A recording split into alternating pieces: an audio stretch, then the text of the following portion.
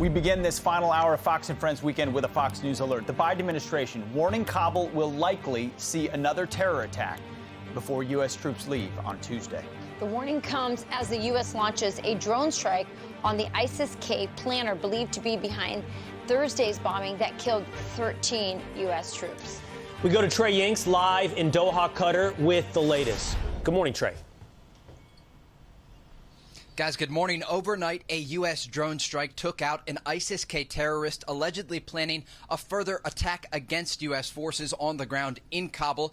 According to a spokesman for U.S. Central Command on Friday, quote, the unarmed airstrike occurred in the Nangarhar province of Afghanistan. Initial indications are that we killed the target. We know of no civilian casualties. Now, this was in direct response to the suicide bombing that killed 13 U.S. service members and injured 18 others on Thursday. The State Department is still advising Americans to stay away from the gates of Kabul's airport as officials believe another attack is likely. The Taliban has tried to distance itself from the ISIS-K attack, an offshoot of the Islamic State that does have fighters in eastern Afghanistan. Asked about the organization on Friday, Pentagon Press Secretary John Kirby told Fox's Jennifer Griffin that thousands of ISIS-K militants were released from prisons when the Taliban took over. ISIS-K is considered an enemy of the Taliban, but given the current security situation in Kabul and across the country, even with good intelligence, it can be hard to stop a terror attack. With just 3 days left for American forces to leave Afghanistan before that self-imposed deadline, other U.S. allies like Germany and Italy have already pulled their forces out of Afghanistan, saying they are completing their evacuation operations. Back to you. Thank you, Trey. Appreciate it. When you look at the next 24 to 48 hours, Trey, and the threat stream, are there any differences from what we heard before? I mean, obviously there was a threat issued by the State Department before our 13 U.S. troops were killed. Any indication?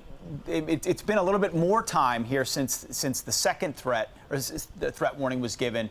Any indication on what they're planning for, looking at that airport right now?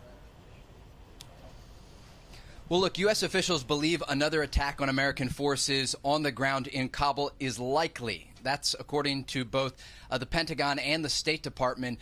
But the major concern right now is trusting the Taliban. We saw new images from the ground in Kabul yesterday of Taliban security forces basically pushing out the perimeter from the airport. So you still have American troops, thousands of them there at the airport, relying on the Taliban to check anyone who would come into that security perimeter. And while there are still thousands of people being evacuated, the process to vet these people and actually pat them down to ensure that they don't have weapons or explosives on them before they board an aircraft is still the same.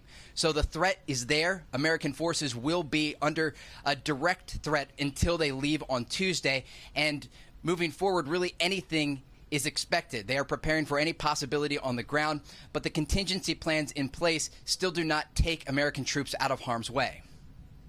Joining us now on the couch along with Trey Yingst is Joey Jones, former Marine bomb technician and Fox News contributor.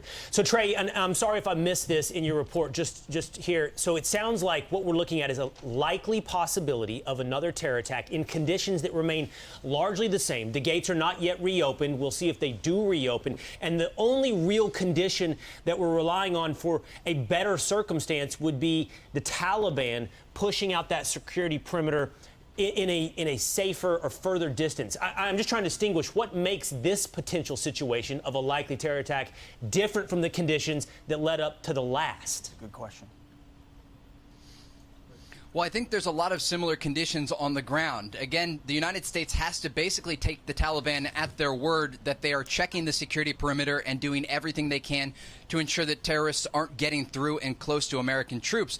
But it's important to remember the Taliban is responsible for ISIS-K members and al-Qaeda members roaming free now in Kabul and across Afghanistan. When they worked their way through the country, large cities like Herat and Kandahar and even Bagram Air Base, where there was a prison housing thousands of these terrorists, the Taliban released them free into the country. And so the threat and the force that these militants and fighters now have on the ground has only increased since the Taliban took over. And the conditions in this last window, the retrograde period for the U.S. military, remain the same. And that is an extremely high threat level against U.S. forces and very, very few things to stop any potential terrorists from heading towards this soft target this airport where there are thousands of civilians still trying to flee. Trey, it's so important to note that it is the Taliban that released these prisoners, and these are the people that we're being asked to trust.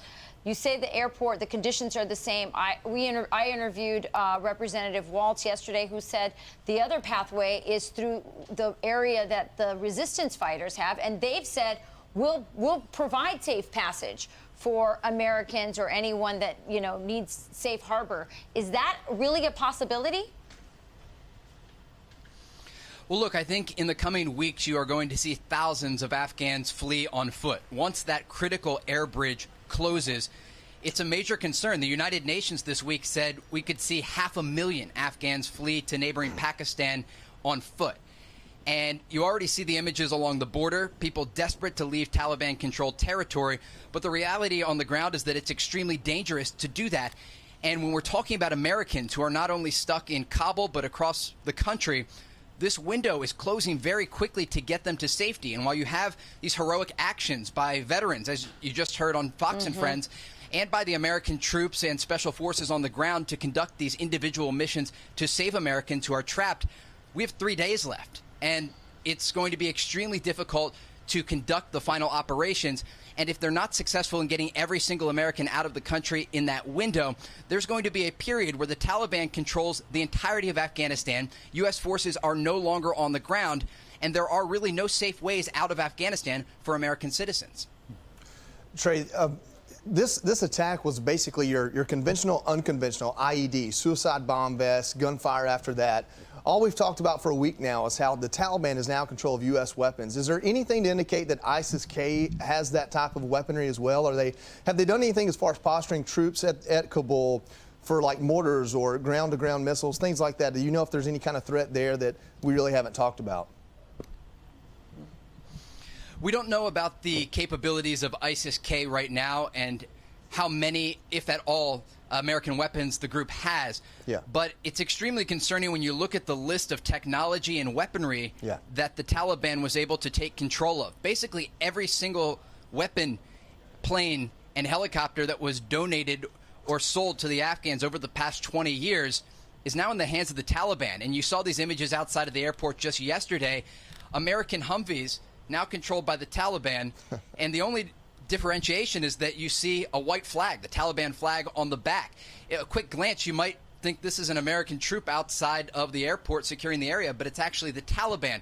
And that's just in Kabul. That's where there is some structure to the efforts by the Taliban. When you think about the more rural areas of Afghanistan, it's anyone's guess about where those weapons end up. And one just piece of information we have to remember, when some of those Afghan troops fled, when the Taliban took over, they actually drove American Humvees and weaponry into Iran. I mean, so there are not only ISIS affiliates on the ground in the region that could get control of American weapons, you also have foes like Iran that will now be able to look at and analyze American weaponry that has fallen into the hands of the Taliban and Afghan security forces who fled. Trey Yingst, you paint a stark picture. We appreciate your time this morning. Thank you so much. Yeah.